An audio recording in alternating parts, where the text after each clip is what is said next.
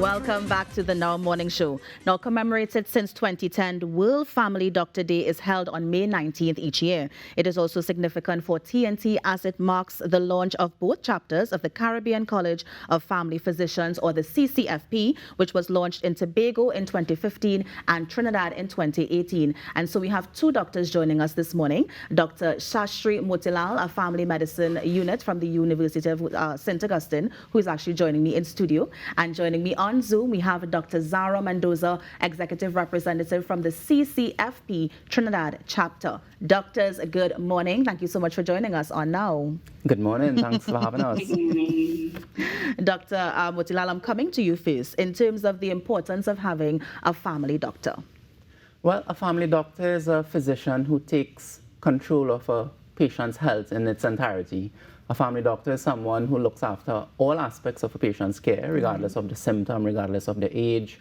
And a family doctor is someone who follows up a patient throughout their lifetime. Because that was going to be my follow-up question, if you take them from baby, infant to adulthood. Yeah, as we say in family medicine, from the womb to the tomb. From the womb to the tomb, I like that, yes. So I have patients that I see as kids now. I know them since they were in utero inside their mommy's belly. Okay. And I have patients at the other extreme of life, the elderly, patients aged, about to retire, people even the other end of the spectrum, palliative care. So we take care of the full spectrum of all patients. So the benefit in having a family doctor is a physician who could look after all the healthcare needs of your patient. Right, interesting. And I'm coming to you, Dr. Mendoza, who we have on Zoom. The other names for a family doctor, can you share those with us? Okay, so some of the other names for a family doctor would include primary care physician. In the UK, those with postgraduate training in family medicine are referred to as general practitioners. And in the US, those with postgraduate training would be also referred to as family physicians. So those are some of the other names that you will know for a family doctor. Yeah. And in your experience, how does one become a family doctor? So to become a family doctor requires postgraduate training, which can be done through the University of the West Indies. The program is the DM of Family Medicine, or you can do it through a recognized international university. This usually takes approximately 4 to 6 years post the attainment of your MBBS or medical degree. Right. Now, this family doctor, and I'm coming back to you, Dr. Motilal, is it that this doctor did not specialize, or they specialized in certain things? Because I know that doctors can go that route where they can specialize in stuff. But if you're dealing with the family, then it's a range of different issues you're dealing with. So then, is it that they don't specialize, or how does that work? So that's a common question. Patients sometimes ask me, what did you specialize in? What's your specialty? Yeah. And because they think when you're a family physician, they think you're a generalist, you do a little bit of everything. But family medicine has been recognized as a specialty in almost most parts of the world. And to become a family physician, as Dr. Mendoza said, you have to do some sort of training. Yes. And if you don't do training, you could work and function as a family physician locally in Trinidad. But most doctors who are interested in practicing as family physicians see the benefit in training, because to practice as a family physician, you have to know a little bit about everything. Of course, yes. So what they realized many years ago is that coming out of medical school is no longer enough to become a family physician, and you should do specialty training, just like how you would specialize to become a surgeon or a cardiologist. Yeah. So then what sort of training do you need to take? Is it like an on-the-job training where you will go and you would shadow other doctors and that sort of thing? Yeah. So the basics of training for family medicine follows the same principles as training in other specialties. Right. You essentially learn on the job and you learn under supervision. So at least with the UWI program here, that's the unit that I'm from, that's the program that I run. Right. Physicians visit various clinics. They work in health centers where they are supervised, and they have to complete a certain number of clinical sessions under supervision. And then at the end of the program, they're assessed on basic clinical competencies. They have to do written exams, and they have to perform what we call an OSCE, a clinical examination.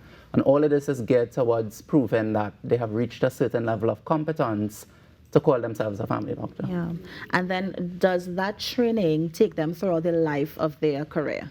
It does, at least it gets them started. But do they have to keep training as it continues? Exactly, as is the case with other specialties. Yes. So there's this thing called CME, continuing medical education, and in all specialties, family medicine being no exception, you have to be up to date. Yes. You know, you have to continue to do training and do continuing medical education. It's not completely mandatory in our setting at this point in time. Although it's something we are looking at for all the specialties to allow doctors to maintain certification, if that's the term you want to use. Yeah. Dr. Mendoza, I'm bringing you back in terms of World Family Doctor Day. I mean, what is it and why should we observe it or commemorate it as we look at the other days that we have throughout the year? Okay, so World Family Doctor Day is celebrated on the 19th of May, which is actually tomorrow. And it's a significant occasion to highlight the vital role and contribution of family doctors and primary care teams in healthcare systems globally. So since its declaration by WONCA, which is the World Organization of National Colleges, Academies, and Academic Associations of General Practitioners and Family Physicians in 2010, World Family Doctor Day has become an annual celebration that really recognizes the central role of family doctors in delivering personal, comprehensive, and continuous health care to patients. So this day is actually an excellent opportunity to acknowledge and appreciate the progress made in family medicine and the exceptional contributions of primary care teams globally. So on the 19th of May, we honor and appreciate the tireless efforts of family doctors and primary care teams in improving healthcare outcomes and creating healthier communities worldwide. Yeah. And then how does the TT chapter fit in with WONCA?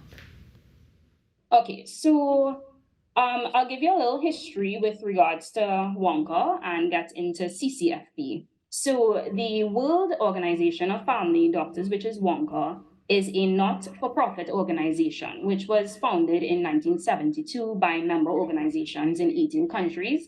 And WONCA now has 132 member organizations in 110 countries and territories, with its membership of about 500,000 family doctors and more than 90% of the world's population. So what the mission of WONCA is basically to improve the quality of life of the people throughout the world through defining and promoting its values, including respect for universal human rights, gender equity, and fostering high standards of care in general practice and family medicine. Right. So the Caribbean College of Family Physicians is an organization of Caribbean family physicians, and the regional body is spearheaded in Jamaica. There are several chapters across the Caribbean islands that fall under this head organization. And Trinidad chapter is one such chapter that was launched in 2018. So CCFP has been accepted as a full member of WONCA since 2007, and therefore it bears reciprocity with other sister organizations throughout the world.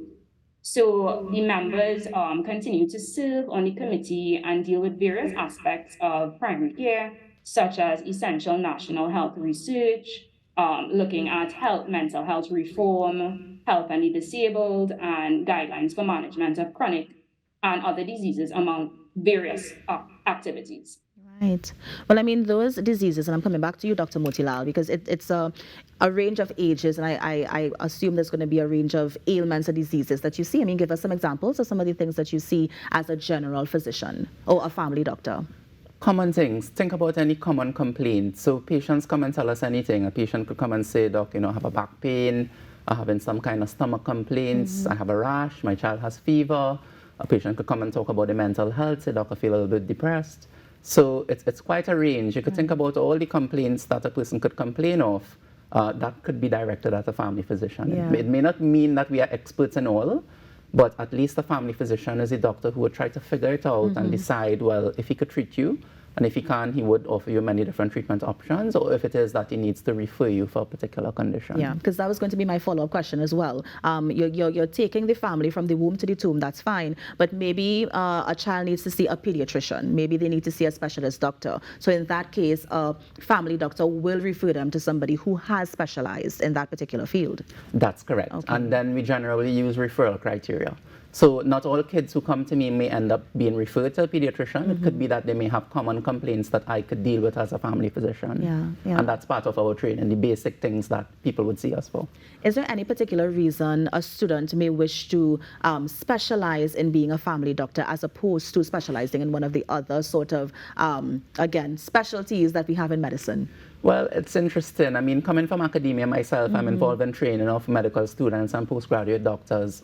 Sometimes the interest is there from medical school. They haven't graduated, and at the medical school level, they actually think, hey, this kind of interesting. We've actually seen a little bit of everything. Right. Sometimes the interest comes later on after they have worked in different fields and been through the hospitals, and they've decided, well, you know, I think I could probably make the biggest difference by going into family medicine.